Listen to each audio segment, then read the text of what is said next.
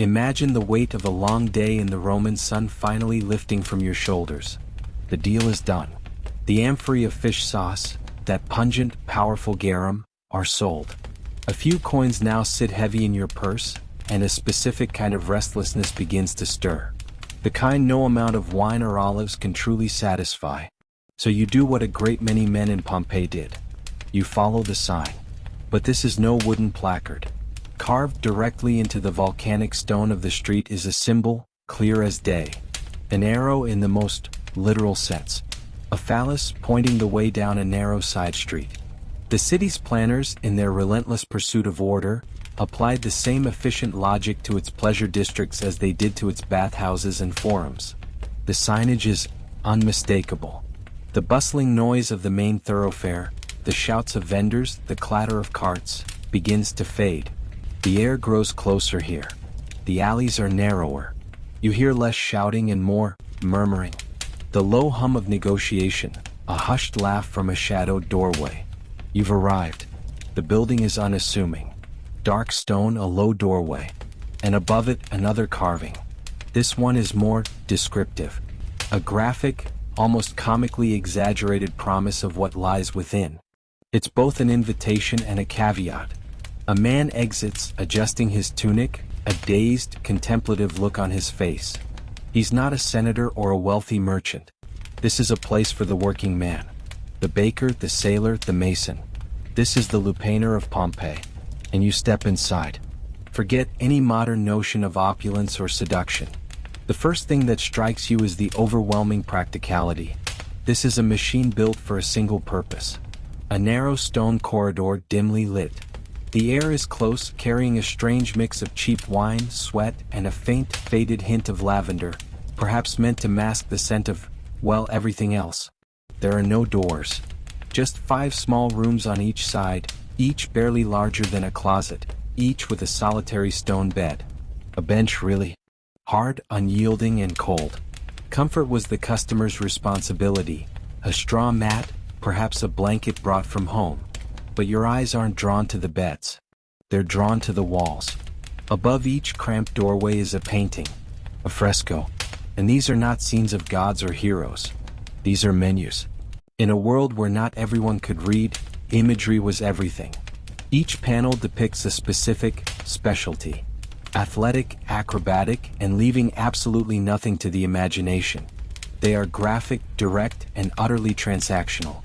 A client didn't need to speak. He could simply point, pay his coins, and proceed. This was commerce, stripped bare of all pretense. And then, you see the other layer. The true voice of this place. Etched into the plaster, scratched into the walls by 1,000 different hands over the years, is the graffiti.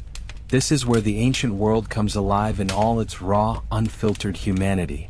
This is the comments section of the lupanar. Some are simple boasts. Apelles hung out here with Dionysus.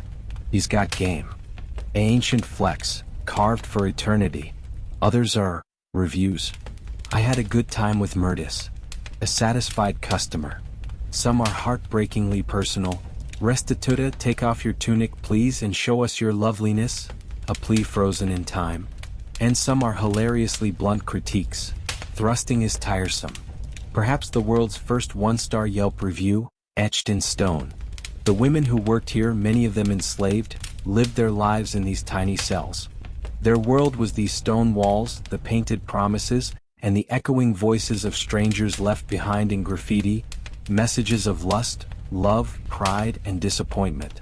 This was not a house of decadence for the elite. It was a factory of fleeting moments, a stark, efficient, and profoundly human institution. A place where the most basic of human needs was met with Roman efficiency, and where the echoes of those encounters still whisper from the walls, waiting to be read. So you stand in that narrow corridor, the air thick and still. Your eyes have adjusted to the dim light, and now you see the second layer of this place. Not the painted promises on the walls, but the words scratched into them. This is where the real story is told. Not by historians, but by the clients themselves, etching their triumphs and frustrations directly into the plaster with the point of a knife or a stray nail. Archaeologists have spent decades deciphering this ancient commentary, often having to maintain a professional demeanor while translating what amounts to a drunken, lust-filled tweet from 79 AD. Some inscriptions are gouged deep, the anger or pride of the author carved with permanent force. Others are faint, scrawled hastily, a moment of passion, or perhaps a moment of regret before the writer remembered his wife could probably read. It's easy to see this as ancient comedy. But look closer. These aren't just reviews. They are human fingerprints, left behind in the most unlikely of places. A man named Severus boasts, "I came, I saw, I conquered," long before Caesar allegedly said it. Another, perhaps less satisfied, simply wrote, "Thrusting is tiresome." The world's first one-star review, etched for eternity. But the most poignant marks are the names. Murtis was here. Successa, you are sweet. Were these the workers? Were they clients? We'll never know. But in leaving their names, they ensured they would not be entirely forgotten by the ash that was to come. This was their way of shouting, "I existed," into the silence. And we must be clear about who was doing the shouting. For the women who worked within these cells, the Lupanar was not a place of passion. It was a workplace, a marketplace, and for most, a prison.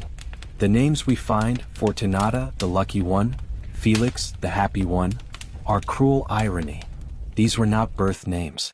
They were branding chosen by the Leno, the pimp owner, to sell a fantasy of luck and satisfaction that was almost certainly not their reality.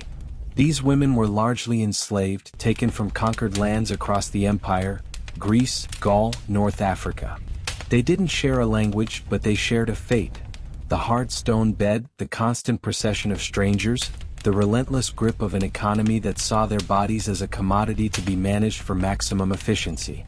The coins, a mere 2 to 8 asses, the price of a loaf of bread, did not go into their hands. They went to the Leno. If a woman was exceptionally fortunate, she might someday save enough from meager tips to buy her freedom. But that was a dream as distant as the moon. And yet, amidst this bleakness, slivers of agency appear. The famed frescoes that lined the hall, the graphic menus of acrobatic intimacy, may have been more than a generic advertisement. Some scholars suggest a woman might point to a specific scene and say, "That one? That's 20 extra, darling." It was a way to exercise a sliver of control, to set terms in a world that gave her none. This is the brutal duality of the Lupanar. It was a place of profound exploitation, a monument to human traffic. But it was also a place where the human spirit, in whatever small ways it could, scratched its mark into the wall and refused to be erased. It was a machine built for forgetting. Yet, ironically, it is one of the places we remember most.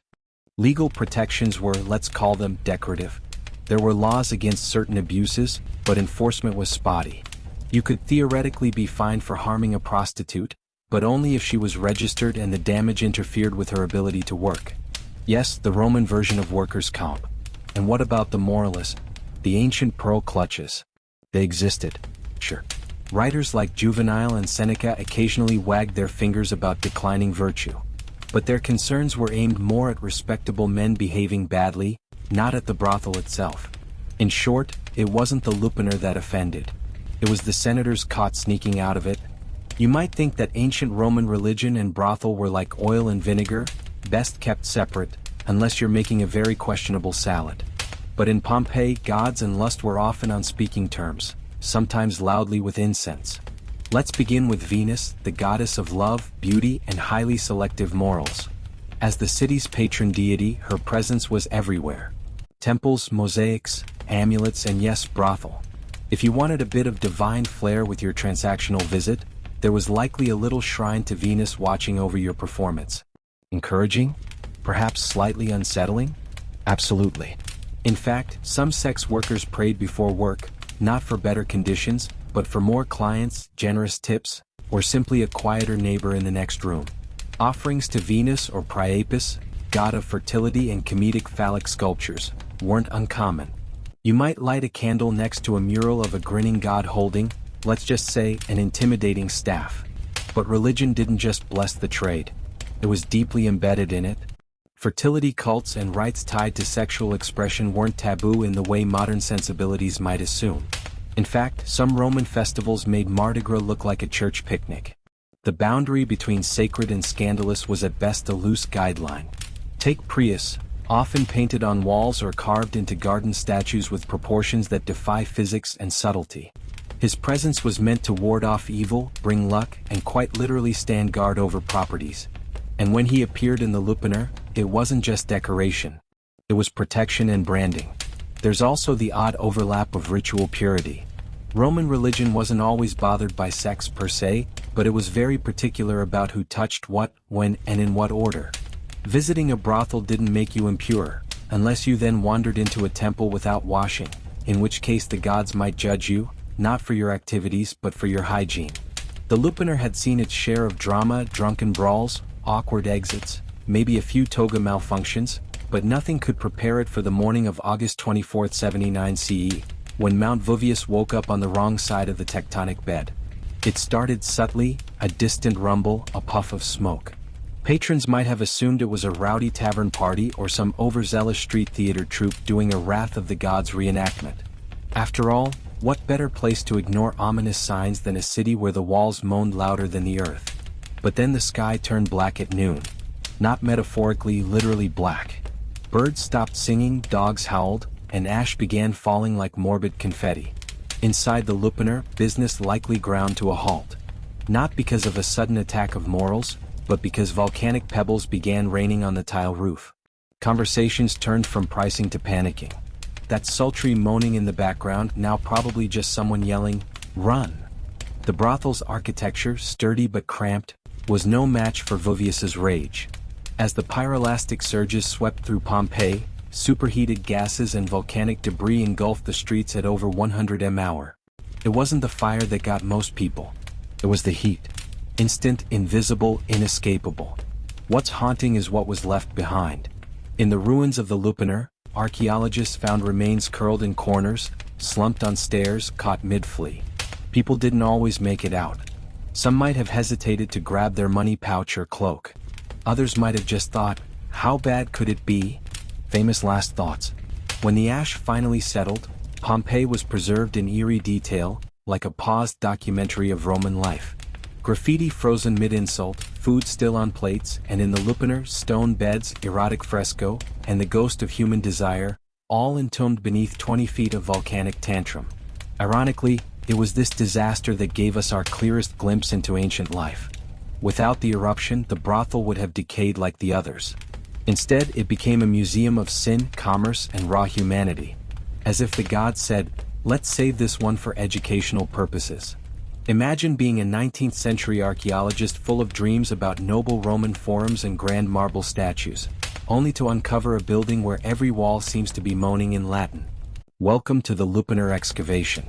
The brothel was officially unearthed in the 1860s, and let's just say the reactions were mixed. On one hand, you had scholars excited about discovering a well-preserved Roman building. On the other, you had uptight Victorians clutching their pearls as they realized every wall was basically a stone-carved OnlyFans. The frescoes unapologetically graphic. The graffiti equal parts crude and clever. The stone beds, small, narrow, and about as romantic as a dentist chair. But it was the sheer honesty of the space that made it fascinating. Nothing was sugar-coated. The Romans weren't hiding their libido behind metaphors. They slapped it on the walls with artistic pride and a stunning lack of censorship. Of course, early excavators weren't quite sure how to present this cultural gem. Some pieces were hidden away in the so-called secret cabinet in Naples. A kind of NSFW ancient art vault where embarrassed museum curators could lock away anything too scandalous for polite society. The idea was simple. Preserve the art, but only let serious men with scholarly intentions take a peek. Wink wink. Meanwhile, academics argued over the proper tone to take. Was this anthropology or smut? Were the frescoes symbolic or instructional? And most importantly, who was going to explain this to visiting school groups? Despite all the awkwardness, the Lupanar became one of Pompeii's most visited sites. Not because tourists were perverts, though let's not rule that out, but because it told a story unfiltered by myth or marble. This was real Roman life on the margins, now front and center in the tourist brochure. Even today, new insights emerge from the brothel's walls about class, gender, labor, and how humans have always found ways to mix business with pleasure, no matter the century. So, yes, the Lupanar is a bit awkward, a bit raw, but also strangely human. Because if there's one thing the ashes couldn't hide, it's the fact that history isn't just made by emperors and generals. Sometimes it's written in graffiti above a stone bed in a tiny room with terrible lighting. The year was 1119 and Jerusalem was once again in Christian hands. Sometimes barefoot, clinging to the hope that touching the sacred stones of Jerusalem would cleanse their souls and grant them eternal salvation. But their journey was anything but holy. The roads were narrow, winding, and filled with dangers lurking in every valley. Along the road from Jaffa to Jerusalem, pilgrims faced ambushes by brigands who knew that these travelers carried coins, relics, and offerings for the churches. Muslim raiding parties, angered by the Crusader conquest, prowled the highways. Even fellow Christians turned to banditry by poverty preyed upon the faithful. The irony was bitter. The closer you came to the land of Christ, the more likely you were to die with a dagger in your ribs or find your possessions stripped away in the dust. Chroniclers of the time paint a stark picture. Pilgrims were beaten, stripped, and left to rot along the roadside. Some were dragged away as hostages, sold into slavery in distant markets. Others never made it at all, vanishing into the hills between the coast and the holy city. For many Europeans, the dream of salvation became a nightmare of blood and despair. The rulers of Jerusalem, first Baldwin I, later his cousin Baldwin II, understood the problem well. Without safe passage, the lifeblood of the kingdom would dry up. Pilgrims brought not only faith but coin, labor, and legitimacy to the fragile crusade estates. But Jerusalem's armies were stretched thin, its fortresses scattered, and its knights too few to guard every pilgrim. Something new was needed. A brotherhood of men willing to live not for land or gold, but for the defense of the defenseless. It was in this crucible of danger that the seed of the Knights Templar was planted. A handful of knights poor in wealth but rich in devotion would rise to take an oath not only to God but to the weary, terrified pilgrims trudging toward Jerusalem. Their mission was simple but revolutionary: to fight so that others might pray in peace. In 1119, amid the dust and uncertainty of the Latin kingdom of Jerusalem, a small band of knights gathered with a bold idea. They were not lords of vast estates or commanders of mighty armies. They were men who had once lived for the clash of battle and the honor of war, but who now felt called to a higher purpose. At their head was Hug D, a knight from Champagne in France, whose vision was as sharp as his sword. By his side stood Godfrey de Santo, and together they convinced 7 others to bind themselves in an oath unlike any Europe had ever seen. They would live as monks, but monks with swords. Their vows echoed the strict discipline of monastic life: poverty, chastity, and obedience. Yet, unlike the Benedictines who prayed in cloisters, these men would take their prayers onto the road where danger was constant. They called themselves the Poor Fellow Soldiers of Christ and of the Temple of Solomon, a title that sounded humble yet carried an aura of divine fire.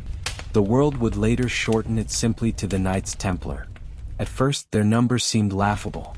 9 knights to guard thousands of pilgrims traveling across a kingdom scarred by war. They had no fortresses, no treasure, and no banner to rally behind. But they had faith, and faith was a currency more valuable than coin in the medieval imagination. Chroniclers recorded that they swore to dedicate their swords only to defense, never to plunder, never for personal glory. In a world where knights often blurred the line between crusader and bandit, this vow marked them as something utterly new. King Baldwin II, ruling Jerusalem at the time, recognized their zeal. He granted them quarters within the sacred precincts of the Temple Mount in what had once been part of the Al-Aqsa Mosque. Christians believed this site was none other than the ruins of Solomon's temple, where God's presence had once dwelled to live and pray. There was not only a privilege but a sign that these warriors carried a mission of biblical proportions. For the pilgrims stumbling up the perilous road from Jaffa, the sight of a mounted knight in white cloak and cross was more than reassurance. It was a living symbol that God had not abandoned them. The Templars' beginnings were humble, but in their humility lay a strength that would one day make them the most feared and powerful order in Christendom. The Templars began as little more than a noble experiment. 9 men with swords and a vow. But an experiment cannot survive long without structure. And structure came in the form of one of the most influential churchmen of the age, Bernard of Clairvaux. Bernard was no ordinary monk. He was a Cistercian abbot, a reformer, and one of the most persuasive voices of the 12th century. When he spoke, kings listened, and when he wrote, the church followed. In 1129 at the Council of Troyes in France, the fledgling brotherhood was formally brought before the highest authorities of the church. Hug D himself stood to present the Templars' mission. They were poor. They had no lands, and their order was unlike any monastic tradition that had come before. But Bernard saw potential in them. Potential not only for service but for salvation. He argued that these men, by combining the humility of monks with the courage of knights, embodied a new kind of holiness. Under Bernard's guidance, the Templars received their rule, a written code of life that transformed them from a ragtag band into an official religious order. It was modeled after the strict Cistercian discipline. Silence in the halls, simple meals without extravagance, no luxuries of clothing or gold. Their armor was plain, their cloaks white as a sign of purity, and their diet restricted even in times of war. They were to avoid pride, gluttony, and above all, personal ambition.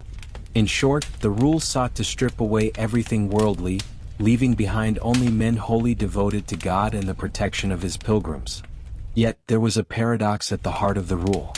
These monks were not called to flee the world, but to fight in it. Bernard himself resolved the tension in a fiery treatise titled In Praise of the Newhood. Traditional knights, he wrote, fought for vanity, for wealth, or for the applause of men. But the Templars fought for Christ himself. Their battlefield was their monastery, their sword, an instrument of prayer. When a Templar killed, Bernard claimed, it was not murder but malicide, the destruction of evil itself. The rule gave the Knights Templar a soul, and Bernard's words gave them legitimacy. What began with 9 men now became an institution, recognized by the Pope, admired by the faithful, and feared by those who stood in their way. With Bernard of Clairvaux's blessing and papal recognition, the Knights Templar transformed almost overnight from a fragile experiment into a phenomenon. What began with 9 men now spread across Christendom like wildfire. By the mid-12th century, nobles, lords, and kings across Europe rushed to support the order. Some donated land, others wealth, and many gave their own sons, often younger sons who had no inheritance, but craved both purpose and salvation. The Templar image became iconic. Knights clad in white mantles marked with a stark red cross, riding two to a horse in humble acknowledgement of their vow of poverty. Yet their poverty was paradoxical. For while the individual knight owned nothing, the order as a whole amassed vast resources. Castles in Spain, farms in France, vineyards in Portugal, and estates in England all fell under the Templars' management. Pilgrims leaving for the Holy Land might sell or donate property to the order, and wealthy nobles eager to curry divine favor left entire villages in Templar hands. This sudden influx of wealth and land did not weaken their discipline. It fueled their mission. In the Holy Land, the Templars built fortresses that would become legendary. Safe Tortosa and the seemingly impregnable Crac de Chevalier. From these strongholds, they patrolled the dangerous roads, guarded ports, and fought alongside Crusader kings against Muslim armies. Their reputation on the battlefield grew quickly. Disciplined, fearless, and unwilling to retreat, the Templars often held their ground when others fled. But it wasn't just swords and castles. The Templars also pioneered something entirely new for medieval Europe, a network of financial support. Pilgrims traveling from London to Jerusalem could deposit money in a Templar precept in England and withdraw the equivalent in the Holy Land, sparing themselves the danger of carrying gold across hostile lands. It was a system so advanced that some historians call it the first international banking network. By the middle of the 12th century, the once humble poor fellow soldiers of Christ had become one of the most powerful institutions in Europe. They were monks, yes, but monks who could marshal armies. They were poor, yes, but richer than kings. Their rise was meteoric, and it was only the beginning. If the white mantle and red cross made the Templar instantly recognizable, it was on the battlefield that their reputation was carved into legend. By the mid-12th century, they had become the shock troops of the Crusade estates. A brotherhood bound not just by vows, but by the willingness to die shoulder to shoulder. Templar knights were trained to fight with a discipline that stood out in an age when battles often devolved into chaotic melees. They rode into combat in tight formations, their lances lowered like a wall of steel. When the Order's banner, the bossant, was raised, no Templar was permitted to flee so long as it still waved. This rule, born of their sacred code, meant that they often held the line long after ordinary knights would have broken. Chroniclers tell us that when other armies scattered, the Templars stayed, sometimes to the last man. Their valor earned admiration even from enemies. Muslim chroniclers, while condemning the Crusaders as invaders, noted the ferocity of the white monks who charged into battle with terrifying resolve. At battles such as Monte Sad in 1177, where a vastly outnumbered Christian force stunned Saladin, the Templars' courage was decisive. Saladin himself, the great Sultan of Egypt and Syria, reportedly remarked that while most Crusaders could be crushed, the Templars were made of sterner stuff. Inside the order, brotherhood ran deep. Each knight swore not only to God, but to his brothers in arms. They ate together in silence, trained together, and died together. Even their burial reflected equality, in plain graves without gilded tombs or ornate monuments. Their identity was communal, not personal, knights of Christ rather than knights of their own glory. Yet this discipline came at a cost. The Templars were expected to obey without hesitation. To retreat without orders was a grave sin. Many knights perished not because victory was possible, but because the rule demanded unshakable loyalty to the order's banner. This stubbornness sometimes led to devastating losses, but it also cemented their fearsome mystique. By the late 12th century, the Templars were no longer merely guardians of pilgrims. They had become an elite warrior caste, equal parts monks and soldiers, feared by foes and admired by allies. In the crucible of constant war, their brotherhood was forged in blood and bound by unbreakable vows. Though remembered for their swords and their vows, the Knights Templar also wielded a quieter but equally formidable weapon: money. By the mid-12th century, their reputation for honesty and discipline made them trusted stewards of wealth across Christendom. Lords, kings, and even common pilgrims turned to the order not only for protection, but also for financial security. A pilgrim setting out from Paris or London might deposit his savings at a local Templar commandery. In return, he received a coded letter of credit, a slip of parchment indecipherable to outsiders, which he could later redeem in Jerusalem for the same amount. This spared him the peril of carrying gold through bandit-ridden lands. To a medieval world accustomed to theft and dishonesty, the system was revolutionary.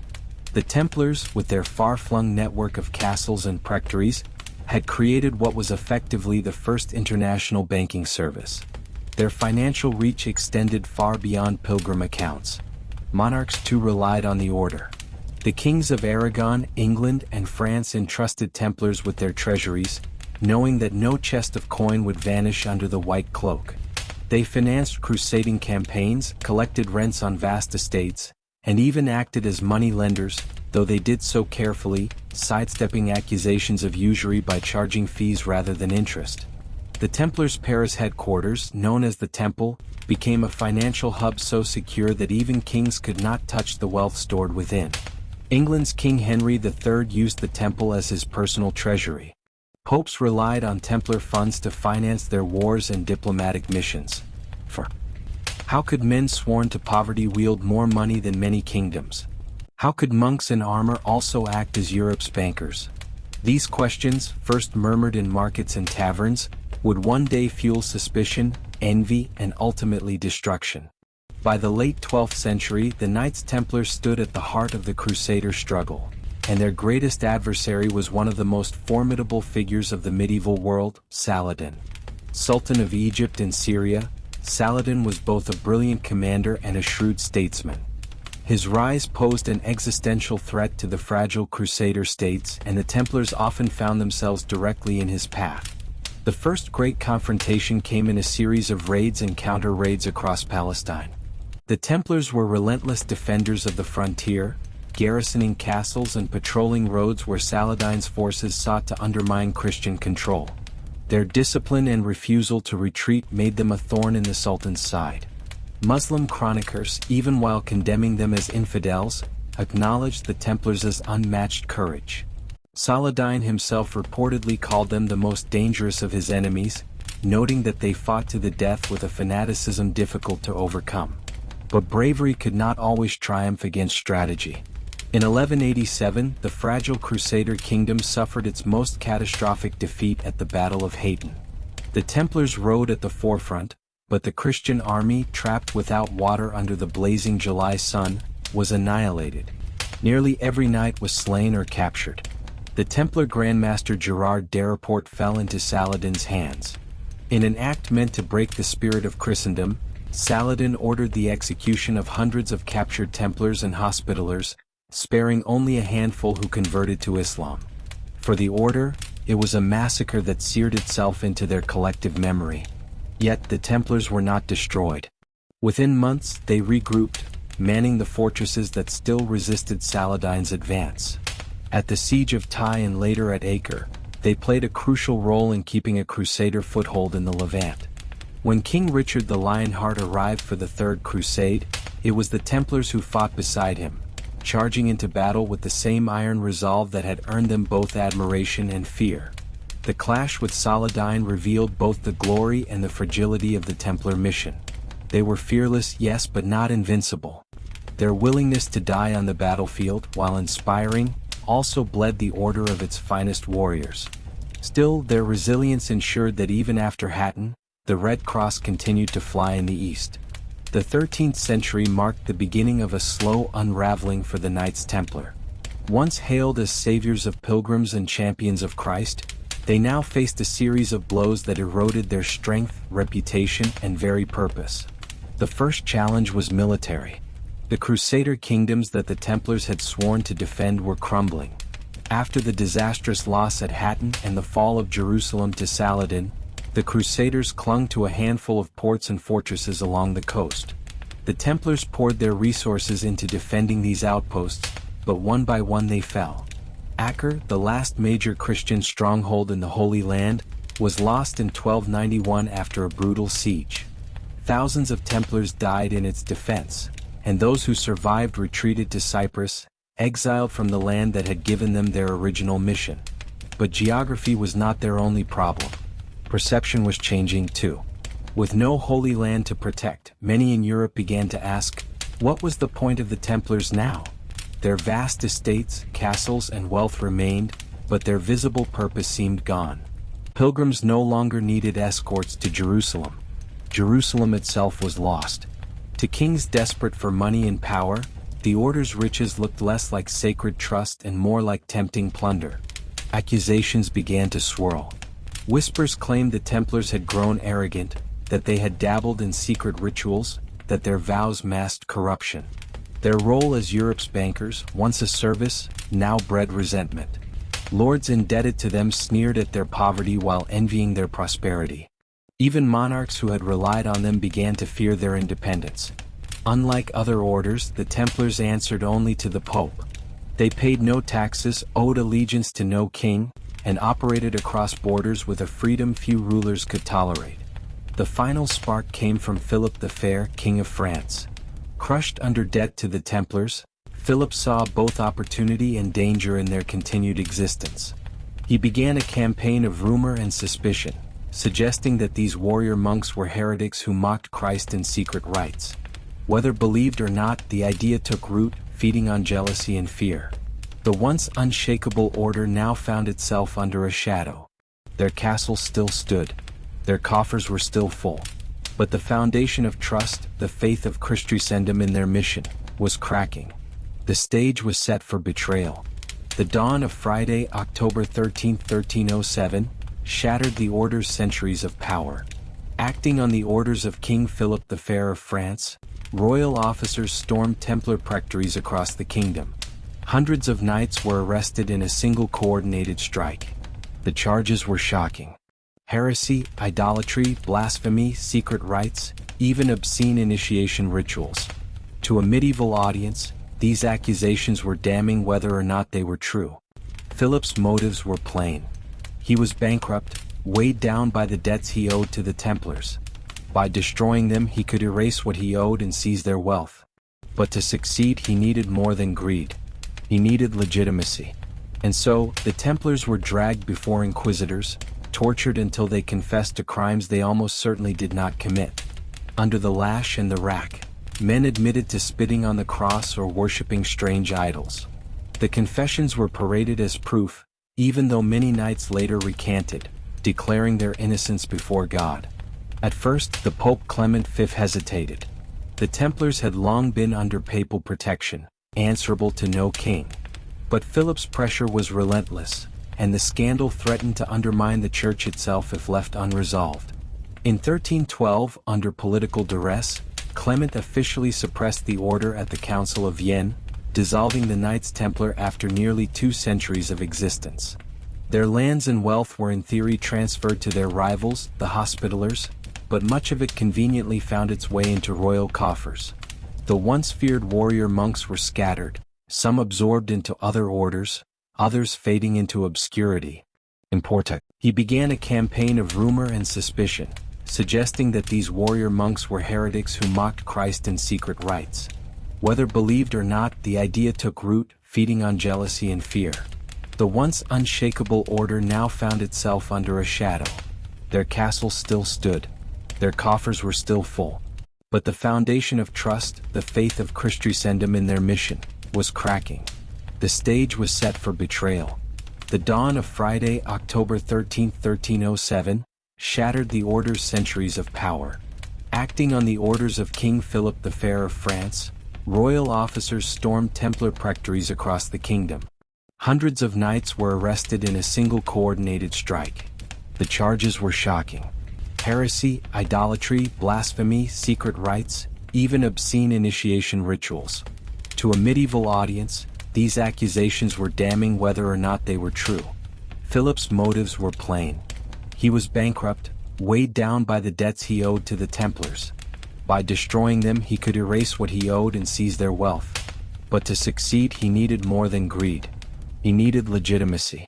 And so, the Templars were dragged before inquisitors, tortured until they confessed to crimes they almost certainly did not commit. Under the lash and the rack, men admitted to spitting on the cross or worshipping strange idols.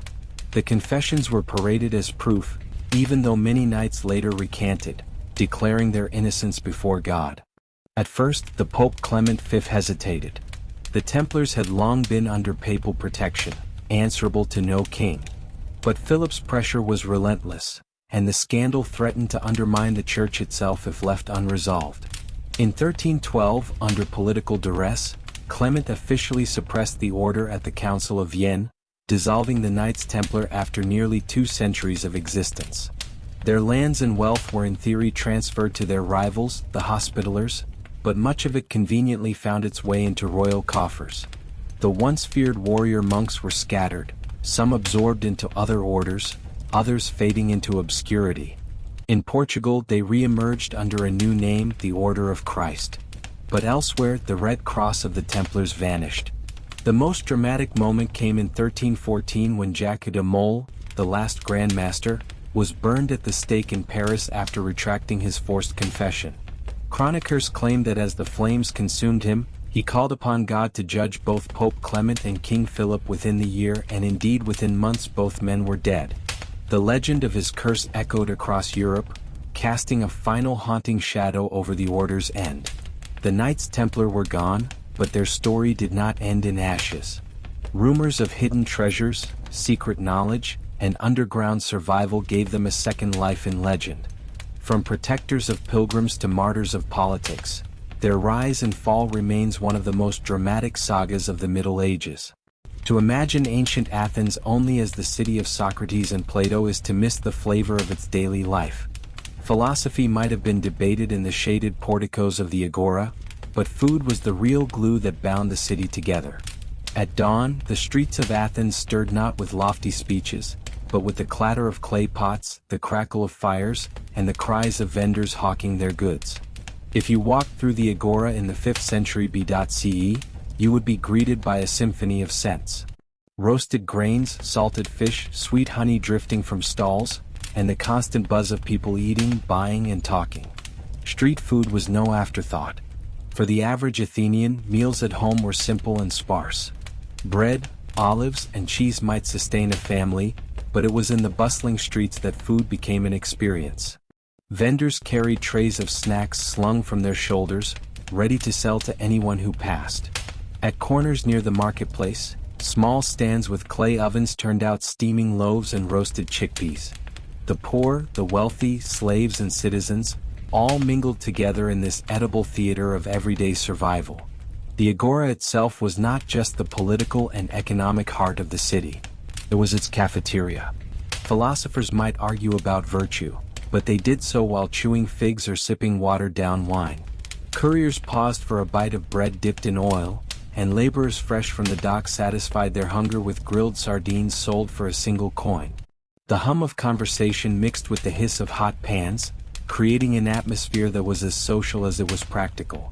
For Athenians, food on the street carried no stigma. It was quick, communal, and often festive.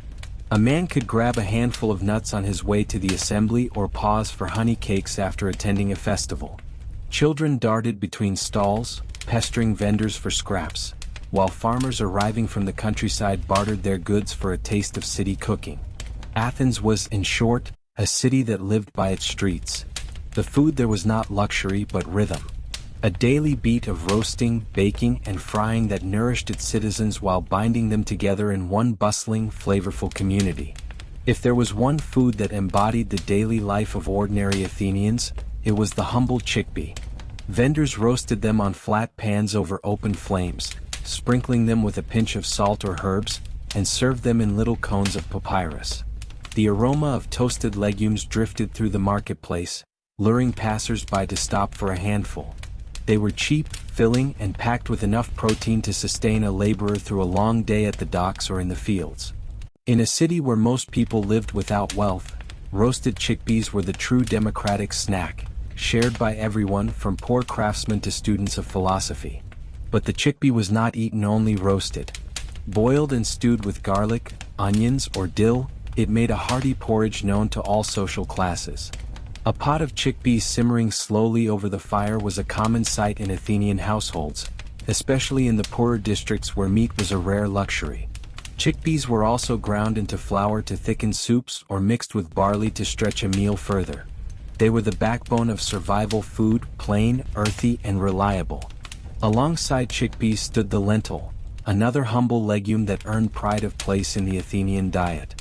A bowl of lentil stew was often called the poor man's meat. But this was not an insult. Lentils were hearty, rich in flavor when stewed with vinegar and herbs, and they could be prepared quickly for those who had little time or money. Philosophers themselves were fond of them. A saying attributed to Socrates teases young men to content themselves with lentils rather than chase after extravagance. In this sense, lentils were not just food. They were a moral lesson in moderation and simplicity. On the streets, vendors might carry steaming bowls of lentils to sell to workers rushing between tasks. For a few coins, a man could buy sustenance that filled his stomach and warmed his body. The poor could live for days on lentils, bread, and olives. A trio that represented both the austerity and resilience of Greek life. Chickpeas and lentils were not glamorous, but they were dependable. They carried the taste of home, of thrift, of resilience. In a city famed for its philosophers and warriors, these humble legumes quietly kept Athens alive, one roasted cone or simmering pot at a time. In ancient Athens, bread was not merely food. It was the foundation of life. Without bread there was no meal. Every household, from the poorest hut to the wealthiest villa, revolved around the grinding of grain, the kneading of dough, and the daily baking that kept bellies full. In fact, to eat bread was synonymous with eating itself. Most Athenians relied on barley bread, a coarse, dark loaf made from the hardier grain that thrived in Greece's rocky soil. Barley bread was dense and heavy, often described by aristocrats with a kind of disdain. But for the common citizen, it was filling and reliable. Wheat bread, finer and softer, was a luxury imported from regions like Thrace or Egypt. To eat white bread was to declare one's wealth. It was food for the privileged few, not for the majority. On the streets of Athens, bakers rose before dawn to prepare the city's daily bread. Ovens fired with olive wood and brush filled the air with a nutty smoky fragrance that drifted across the agora. Vendors sold loaves hot from the hearth wrapped in cloth or leaves to retain warmth. A dock worker might break his loaf apart with his hands on the way to labor, dipping chunks into olive oil or wine for flavor. Children tore off pieces to nibble while running errands. And farmers arriving from the countryside often bought bread to eat alongside dried figs or cheese. Bread was rarely eaten plain. It was dipped into honey for sweetness, soaked in diluted wine, or used to scoop up stews of beans and lentils. Wealthier Athenians might sprinkle it with herbs, sesame, or cheese. There were even variations baked with onions or garlic, giving the loaves a pungent edge that filled the stomach and sharpened the senses. But bread was more than fuel. It was symbolic. In offerings to the gods, bread was laid upon altars. During festivals, special loaves shaped into coils or animals were baked as sacred gifts. Sharing bread was also a social act, a gesture of hospitality and community.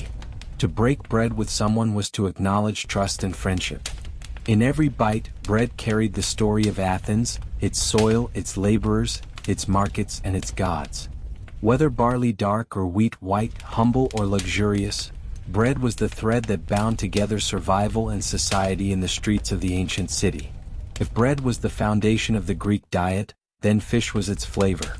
In a land where the sea was never far away, the people of Athens turned to the waters for sustenance. The Ion was their pantry, supplying everything from humble sardines to prized tuna. On the streets of the city, fish was not reserved for feasts. It was everyday fare, sizzling over flames for anyone with a few coins to spare. The cheapest and most common fish were the small ones, sardines, anchovies, and sprats. Vendors skewered them on sticks or wrapped them in fig leaves, grilling them quickly over open charcoal braziers. The smell of charred fish skin wafted across the agora, drawing in workers and travelers alike. A dockhand or potter might buy a skewer of fish to eat on the go, tearing the flesh apart with his fingers and licking the salty oil from his hands. These little fish were affordable, nutritious, and above all portable, a perfect street snack in a busy city. Larger fish were another matter. Tuna, mullet, or sea bass could fetch a high price, and their arrival in the marketplace was often a spectacle. Wealthier citizens or those seeking to impress guests would buy whole fish to be roasted or baked with herbs. But even these delicacies found their way into the streets where innkeepers or cooks sold slices to those who could afford a small taste of luxury. Even the scraps and bones were boiled into broths that stretched a meal further, ensuring nothing went to waste. For Athenians, fish was more than food. It was culture. Plays and comedies from the era often joked about the frenzy in fish markets, where housewives haggled fiercely with sellers. To love fish was to be Greek, and to argue over its price was a civic duty. In the smoky stalls of Athens, with sardines hissing over coals, the city's appetite was satisfied one skewer at a time. If savory fish and bread sustained Athens through its daily rhythm, then honey cakes gave it joy. In a world without sugar, honey was the sole source of sweetness, a golden treasure harvested from hillside hives and revered as a gift from the gods. The Greeks called honey the nectar of the immortals. And on the streets of Athens, it transformed simple dough into irresistible treats. Vendors fried small rounds of wheat or barley batter in bubbling oil until they puffed and crisped. Once golden, they drizzled them with honey, letting the syrup seep into every crevice before sprinkling them with sesame seeds. These treats, what we might recognize as the ancestors of donuts, were sticky, fragrant, and addictive. Children ran to stalls with sticky fingers while adults savored them slowly, the honey clinging to lips and beards. But honey cakes were not only indulgences, they were deeply tied to ritual. At festivals honoring the gods, especially Zeus and Artemis, honey cakes were offered at altars. Sometimes they were shaped into animals or coils, their sweetness meant to please divine appetites. To eat what had first been offered to the gods was to share in a sacred meal, blurring the line between devotion and delight. At weddings and births, honey cakes symbolized prosperity and fertility, binding the cycles of life to the taste of sweetness. On ordinary days, though, honey cakes were pure pleasure. The agora buzzed with vendors who balanced trays on their heads, shouting out the freshness of their fried cakes. The smell alone was enough to lure passers-by from debates and trade deals. For a few OS, Anyone could enjoy a moment of luxury no matter how poor. A sailor just back from Paris might spend his wages on a fistful of cakes, while a philosopher, supposedly above such temptations, might secretly nibble one between lectures. The texture was part of the appeal. Crisp outside, soft inside, drenched in honey that glistened in the Athenian sun. Eating them was messy, but in a city that thrived on noise, argument, and laughter, no one cared if syrup dripped onto your tunic. In honey cakes, Athens revealed its sweeter side. They were food for the gods, food for the festivals, and food for the everyday man who wanted just a taste of golden joy in a life often filled with struggle. Not every street food in Athens required fire or frying pans. Some of the most beloved snacks were simple gifts of the earth. Figs, olives, and nuts. Together they formed the everyday fuel of the city, portable, nourishing, and endlessly versatile. They were as common in the hands of a child as in the rations of a soldier, and they appeared in both humble suppers and lavish banquets. The fig was Athens' pride. Plump, sweet, and bursting with seeds, figs grew across Attica, and their harvest marked the rhythm of the year. Fresh figs were sold from woven baskets in the agora, their skins glistening purple or green. They were eaten whole, juice dripping down fingers or paired with cheese for a richer bite. Dried figs flattened into leathery discs were even more popular. Easy to carry, long-lasting, and cheap. They were the snack of workers, travelers, and students. To eat figs was so integral to Greek identity that laws even forbade their export, keeping the finest fruits for Athenians alone. If figs were the sweetheart of Greek food, olives were its soul. Every Athenian grew up with them in one form or another. Black or green, pickled or cured. Olives were sold in heaps at market stalls, scooped into clay jars and eaten by the handful. Olive oil pressed from these same fruits flavored nearly every dish. But the olives themselves were an essential street snack. Salty, tangy, and filling, they were carried in pockets or wrapped in leaves for quick bites. To eat an olive was to taste the land of Greece itself, rocky soil, hot sun, and centuries of cultivation. Nuts too had their place in Athenian life. Almonds, walnuts, and hazelnuts were cracked open and eaten raw or roasted, often sold in small piles by vendors at festivals. Children tossed them like dice in games before eating them, while adults carried them as travel food. Mixed with honey, nuts became a sweet, energizing treat.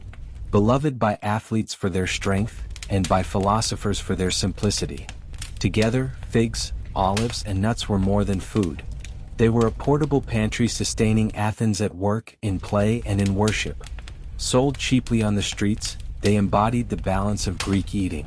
Simple, natural, and tied to the rhythm of the earth.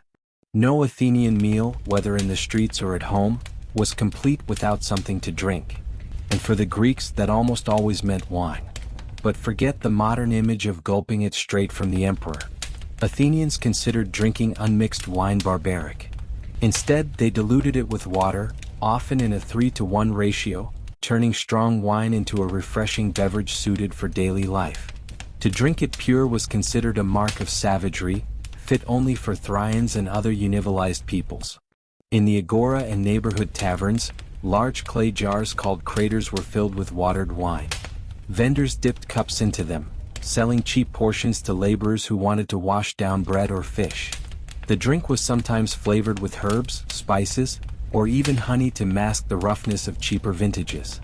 A sailor back from Paris might spend his coins on a cup of spiced wine, while a student of rhetoric might sip a watered drink while debating philosophy with friends. Street water sellers also played their part, carrying ampo from the city's fountains and springs. Water was plentiful in Athens thanks to aqueducts and cistern. And while it was not unsafe, Athenians generally preferred it mixed with a splash of wine.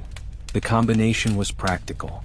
It stretched the wine further, dulled its intoxicating power, and gave even ordinary water a sense of festivity. For those with a sweet tooth, another option was kaikon, a simple mixture of barley, water, and sometimes herbs or honey. Though more rustic, it was refreshing, filling, and particularly popular among farmers and soldiers. At religious festivals, kaikon even carried a sacred meaning tied to the rites of Dido and the Eleusinian mysteries. To drink it was not only to quench thirst, but to participate in tradition. Wine drinking was also deeply social. Even a humble street-side cup echoed the practices of the symposium, the Greek drinking party, where men reclined on couches, talking, singing, and debating under the influence of diluted wine. On the streets, Athenians did not lounge on cushions, but the same principle applied. Wine loosened tongues, forged connections, and turned a simple meal into a shared experience. For Athenians, watered wine was more than refreshment. It was culture in a cup. In every sip lay a blend of practicality, moderation, and community, echoing the balance that defined Greek life itself. If the agora was the beating heart of Athens, then its markets were the arteries through which food, voices, and energy flowed. Every day before dawn, the square filled with vendors setting up their stalls, arranging baskets of figs, amphit, slabs of cheese, and trays of roasted chickpeas. By mid-morning, the place was a riot of noise, smells, and colors. The food vendors of Athens were not merely salesmen. They were performers. Each one cried out with exaggerated claims, boasting that his honey was sweeter than the rivals or that his fish was fresher. Caught at dawn from the harbor at Pius. Housewives haggled fiercely, slapping coins down and demanding better prices. Philosophers complained about the noise, but often found themselves lured into buying snacks between lectures. Slaves skewered through the crowds, sent by their masters to gather provisions. The market was chaotic, but it was also the glue of the city. A place where every class mixed in pursuit of sustenance.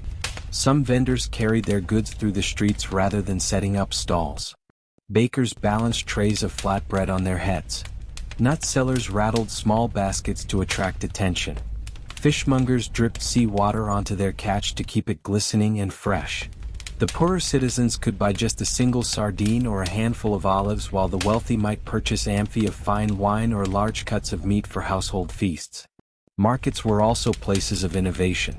Athenian cooks experimented with spices brought in from trade routes, offering flavored bread, seasoned stews, or fish grilled with herbs for those who could pay a little extra. The variety gave the streets an international flavor. Egyptian grain, Thracian wine, and Anatolian nuts sat side by side with Attic olives and figs. For Athenians, eating at the market was not just about survival. It was about connecting to the larger world beyond Greece. And then there were the smells. Smoke rising from fish grills mixed with the sweetness of honey cakes. The sharp tang of pickled olives mingled with the earthy scent of lentils bubbling in clay pots. For the citizen, soldier, slave, or philosopher passing through, the market was an irresistible sensory assault. A reminder that in Athens, food was never far from reach. The agora's markets were more than commerce. They were theater, politics, and survival wrapped into one. To walk through them was to experience Athens at its most human. In Athens, food was never just about filling the stomach. It was about connection between families, neighbors, classes, and even the gods themselves. Meals, whether taken at home in the bustling agora or at religious festivals, served as the glue that held the city together. For the ordinary Athenian, eating was communal. Families gathered around simple clay tables, sharing barley bread, olives, and lentil stew from common bowls. Nothing was wasted, and eating was as much about conversation and storytelling as about nourishment. Even the poorest laborer could find dignity in breaking bread with his kin. To eat alone was rare and often seen as joyless, a reminder that food was meant to be shared.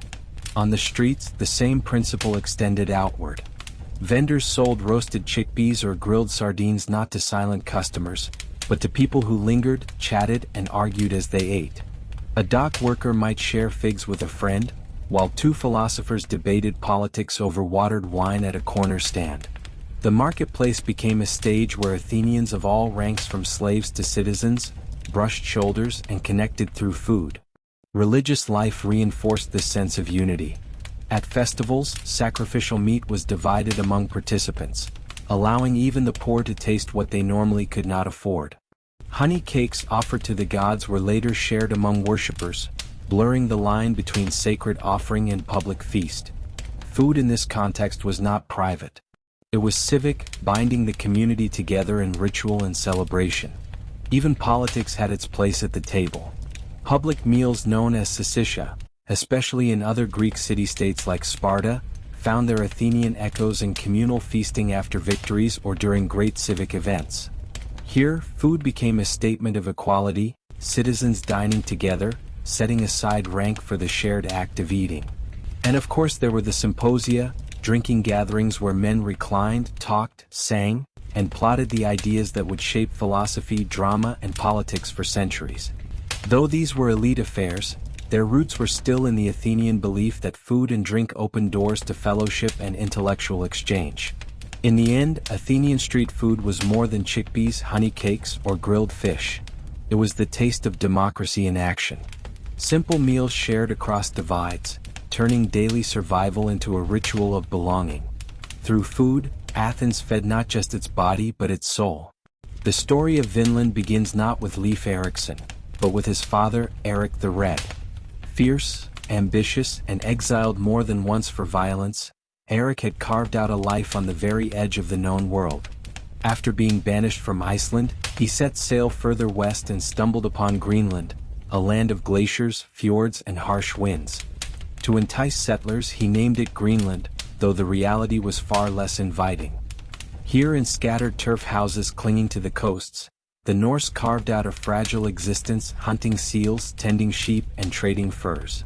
Leif grew up in this world of scarcity. Unlike the lush fields of Norway, Greenland demanded toughness and ingenuity. Every harvest was uncertain, every winter a trial. From his father, Leif inherited not only boldness, but also the conviction that survival lay beyond the horizon. Erik had turned exile into opportunity. Leif would do the same. But whispers reached Greenland of something more, a land westward beyond the icy seas. Sailors spoke of forests where timber grew thick, unlike the barren rock of Greenland. Some even claimed to have glimpsed wild grapes, a bounty unimaginable in the frozen north. These were not idle tavern tales. Norse seafarers were practical men, and Leif listened closely. If the rumors were true, this land could provide what Greenland could not. Resources for survival, expansion, and perhaps even glory. Leif's world was already shaped by voyages. Norse ships carried not just warriors but settlers and families across the Atlantic. From Norway to Iceland, from Iceland to Greenland. Each step further west was a gamble, but one the Norse had made before. Why stop at Greenland if richer shores lay just beyond? The sea, after all, was not a barrier for Leif's people. It was a road. By the year 1000, Leif Erikson was ready. Strong, ambitious, and hungry for discovery. He gathered his crew. His father Erik, though proud, was aging and cautious, warning of storms and unknown dangers. But Leif was not deterred. He had grown up on stories of sagas, of men who pushed past fear into legend. For him, sailing west was not just curiosity, it was destiny. And so, with Greenland's icy fjords at his back, Leif set his sights on the horizon. What awaited him was not just another settlement, but the beginning of one of history's greatest tales of discovery. The land that would come to be called Vinland. In the year 1000 C, Leif Erikson made ready for a journey that even his bold father had hesitated to attempt. He gathered a crew of about 35 men, hardened farmers, hunters, and sailors, who knew the moods of the North Atlantic all too well. They were not adventurers chasing glory alone. They were men of necessity, accustomed to hunger, cold, and danger. To them, the promise of new land was as much survival as it was exploration. Their ship was a NAR, a broad-bellied cargo vessel built for ocean crossings. Unlike the sleek, dragon-prowed long ships of raiders, the NAR was steady, able to carry livestock, timber, and trade goods. Its oak planks flexed with the waves, and its single square sail of wool dyed red and brown caught the northern winds. Each man knew the rigging, the oars, and the rhythm of the sea. With their provisions of dried fish, seal meat, butter, and ale, they pushed westward, chasing the edge of the known world. Navigation was part science, part instinct. The Norse had no maps of these western seas. Instead, they read the sun's path, the flight of birds, the smell of salt and seaweed, even the color of water against the hull. At night, they looked to the stars, fixing their course by the North Star, and constellations passed down through memory.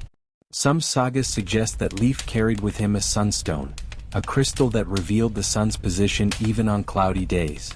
Whether legend or truth, Such tools symbolized the ingenuity of Norse seafarers. The voyage was no calm passage. The North Atlantic could turn savage in moments. Winds tore at the sail, waves crashed over the deck, and icebergs drifted silently in the mist. The men bailed water, lashed themselves to the ship, and sang to keep fear at bay. Each morning they scanned the horizon, hoping for a glimpse of the land they had heard whispered in stories. Days stretched into weeks and doubt crept in. Was there truly a fertile coast beyond Greenland? Or were they chasing ghosts? Yet Leif's confidence never wavered. He believed the sea was not emptiness but a pathway. When at last the gulls began to circle overhead and the scent of earth drifted on the wind, the crew's doubts turned to awe. Ahead lay a new shore, untouched and waiting. This was not just landfall. It was the moment when legend began to harden into history. At first, it appeared as a faint smudge against the endless gray horizon. The men squinted into the spray, unsure if it was another bank of mist or the dream they had chased for weeks. As the NAR drew closer, the blur sharpened into a coastline. Rolling hills, dense forests, and a stretch of untouched shoreline that looked nothing like the icy barrens of Greenland. Voices rose in disbelief and wonder. Here was proof that the stories were true. There was land beyond the Western Sea. The North sagas described the scene with reverence. Instead of glaciers and rocky cliffs, they found soft earth, thick woodlands, and meadows that promised pasture for animals. The beaches gave way to forests so dense that sunlight struggled to pierce their canopy. For men accustomed to the treeless vastness of Greenland, it was as if they had stumbled upon an earthly paradise. They steered the ship toward a sheltered bay and brought the NAR to shore. Leif was the first to step onto the soil, his boots sinking into rich earth around him. His crew fanned out, marveling at the abundance. Streams of fresh water trickled down from hills, cool and clear. Birds filled the air with their cries, and wild game rustled through the underbrush. The men drank, ate what they could gather, and for the first time in weeks felt the comfort of a land that seemed generous rather than hostile. What struck them most, according to the sagas, were the wild vines heavy with grapes. The Norse were no strangers to wine, but in Greenland and Iceland, such luxuries were unheard of. Here, grapes grew freely and the men eagerly picked them, staining their hands and mouths purple. To Leif, this abundance gave the land its name, Vinland, the land of wine. Whether the berries were truly grapes or another fruit misnamed by the Norse, their discovery became a symbol of plenty. As they explored further, they found tall trees, timber of a quality long denied to them in Greenland. Wood was life for building homes, repairing ships, and heating through brutal winters. To see forests stretching to the horizon was to glimpse wealth beyond measure.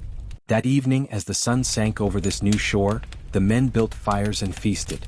For the first time in generations, Norsemen felt they had found not just survival but possibility. Vinland was no myth. It was real and it was theirs to explore. After the first night on Vinland's shores, the men awoke with the cautious excitement of pioneers. This was no longer just a voyage. It was the beginning of something new.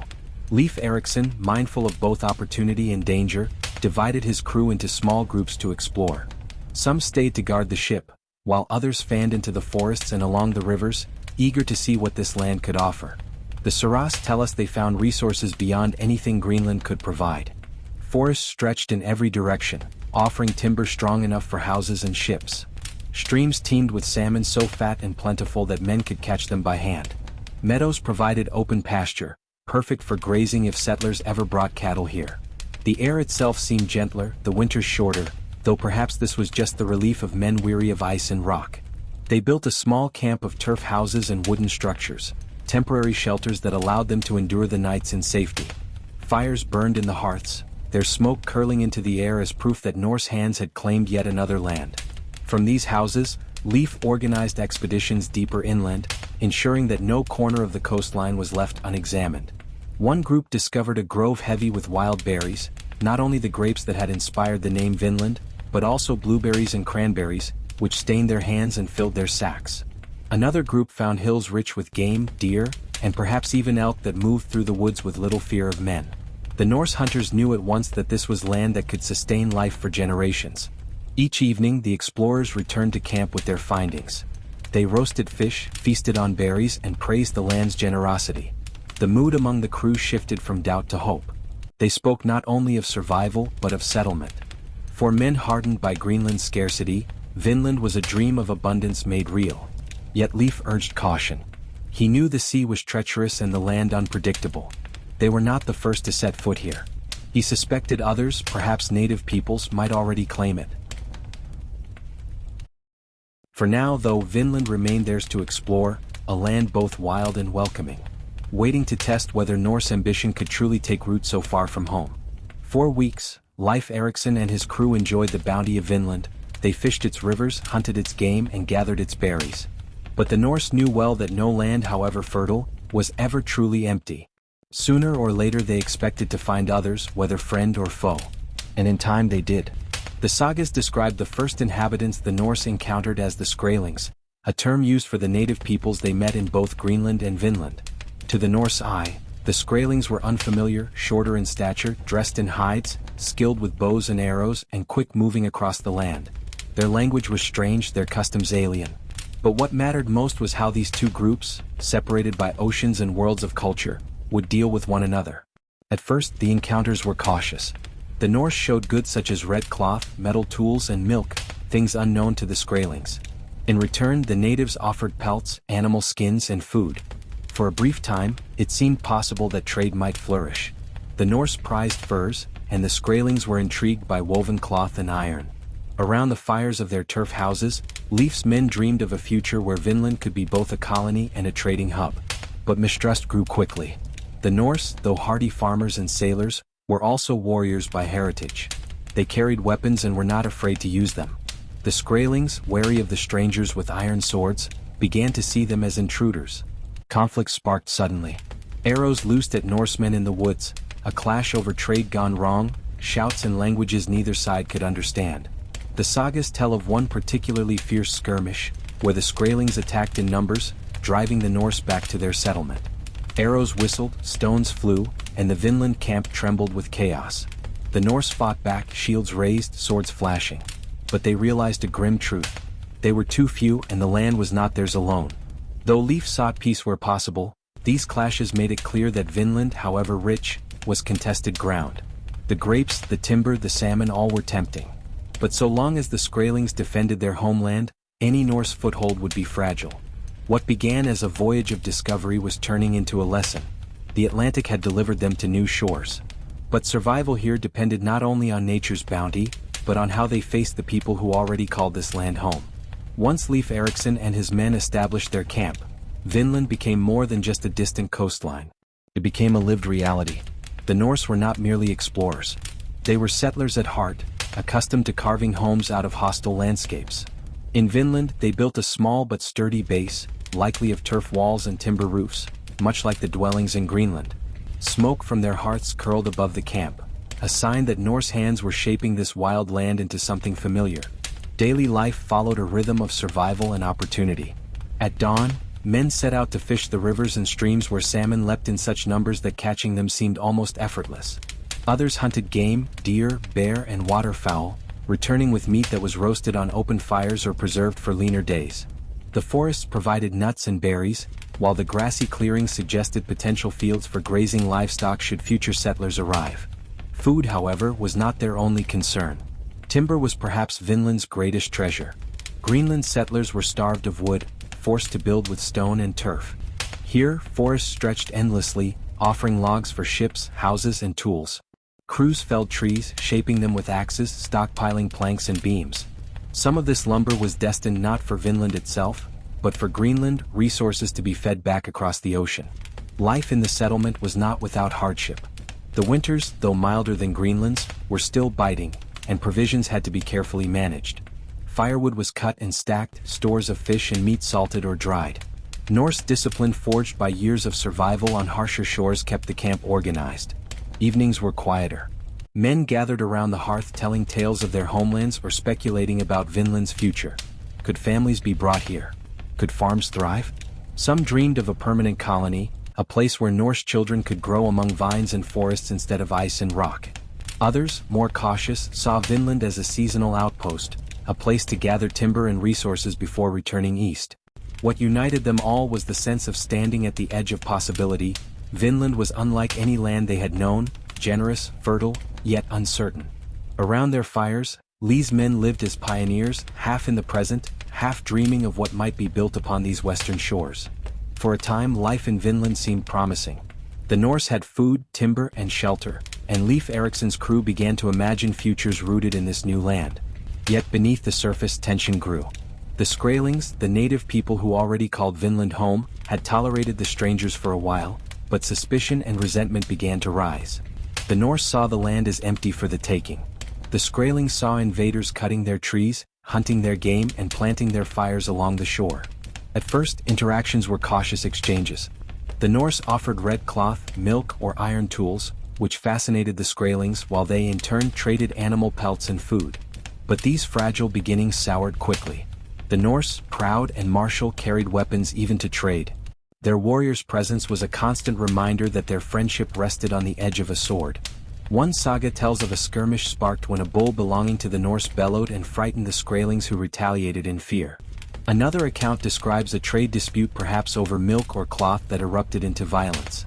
Whatever the spark, arrows flew, stones were hurled, and soon the Norse camp found itself under siege. The Skrælings came in numbers. They moved swiftly, their arrows raining down from a distance, forcing the Norse to raise shields in tight formations. The Norse countered with iron swords and axes, weapons that could cleave through bone and wood, but they were few and each loss struck deeply. For every Norseman who fell, the survival of the whole settlement was threatened. The sagas highlight moments of desperation and bravery. Women in the camp carried water and urged the men to fight harder, while warriors charged out with wild cries to scatter the attackers. In some tellings, even a pregnant woman, Freyas, daughter of Eric the Red, picked up a sword, baring her chest and screaming at the Skrælings until they retreated in shock. Though the Norse won some clashes, they could not escape the truth. They were outsiders in a land already defended. Every arrow fired by the Skrælings reminded them that Vinland, for all its bounty, was not theirs to claim without cost.